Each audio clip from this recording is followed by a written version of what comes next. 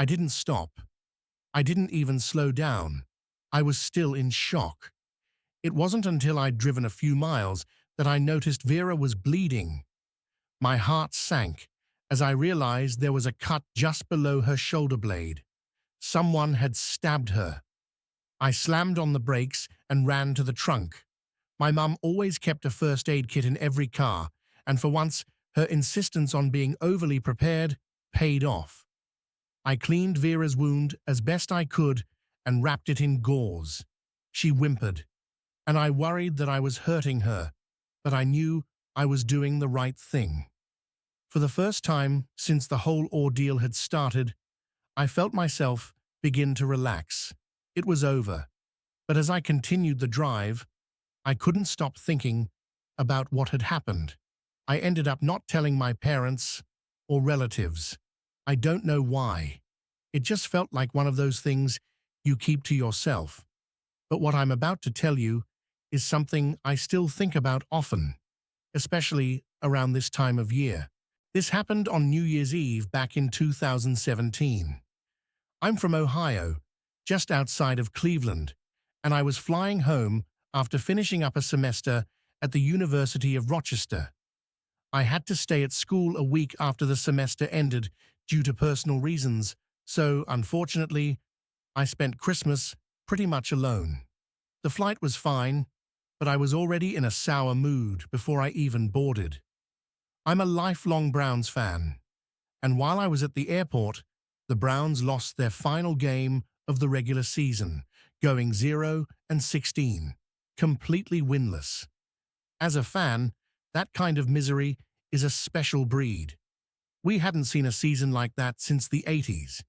To top it off, my flight was delayed, ruining my family's plans for the night. We were supposed to drive to my cousin's house for a New Year's Eve party, but because of the delay, my parents decided to leave early, taking the main car. I was stuck with the spare car, driving alone. My mum tried to make it up to me by leaving our golden retriever, Vera, behind to keep me company. I wasn't thrilled about making the trip solo, but Vera was always a good companion. I figured I'd make the most of it. By the time my Uber dropped me off from the airport, it was creeping on 10 p.m. I didn't even bother unpacking. I just shoved all my stuff into the car, locked up the house, and hit the road. The drive was nothing special, just miles of Ohio back roads, winding through empty fields and patches of forest. There wasn't much snow on the ground, just a light dusting, which was nice since I hated driving in snow. It was pitch black out, the only light coming from my headlights, and the occasional farmhouse with a faint porch light in the distance. Halfway through the trip, Vera started whining. At first, I thought she just wanted attention, but then she stood up, pacing in the passenger seat. That's when I realized she needed to go to the bathroom. I groaned, knowing there wasn't much else I could do but pull over. The next clearing I found was small, barely enough space for the car, but it would have to do. I noted how dark it really was out there. If not for the patches of snow, I probably wouldn't have been able to see into the woods at all.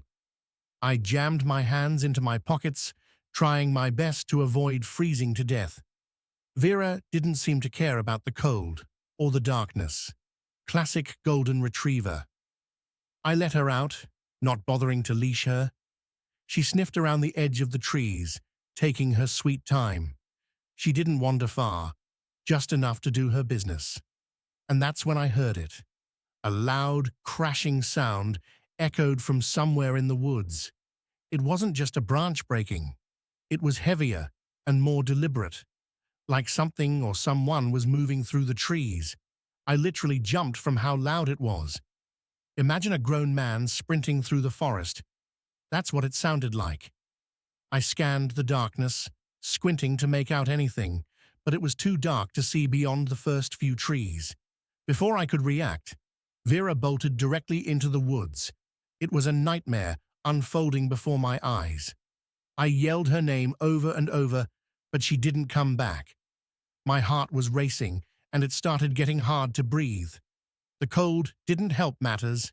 I couldn't leave her out there. Without thinking, I ran into the woods blindly, yelling for her to come back. I didn't want to think about what she was chasing, so I just ran, letting adrenaline take over. The only light to guide me was my dim phone flashlight and the thin layer of snow on the ground. It was so dark, I was practically running into the trees. I kept running, praying I'd find her before she caught up to whatever was out there. I ran until my lungs gave out from the cold, forcing me to take a break after nearly falling over from exhaustion. I leaned up against a tree, feeling myself about to break down. I honestly didn't know what to do. And then finally, I saw her. She was crouched low and shivering, walking slowly toward me, her tail tightly tucked between her legs. I had never seen her like that before. I dropped to my knees and embraced her. Relief flooded through me as she pressed against me, her body trembling. Something had terrified her. That's when reality hit. We were still in the woods, and there was still something out there. I sprang up and told Vera to follow me. This time, she obeyed and stuck by my side, like her life depended on it. We started back to the car, but I had no idea if I was going the right way. The crashing sounds from behind us didn't stop. This time, it seemed like it was following us. I can't even describe the fear I felt in that moment. I genuinely thought I was going to die out there. By some miracle, Vera led me straight back to the car. I practically threw her inside before slamming the door shut. As I jumped into the driver's seat, I glanced back toward the woods, and my stomach dropped. There were 3 figures standing at the edge of the woods, watching us. I jammed the keys into the ignition and flee,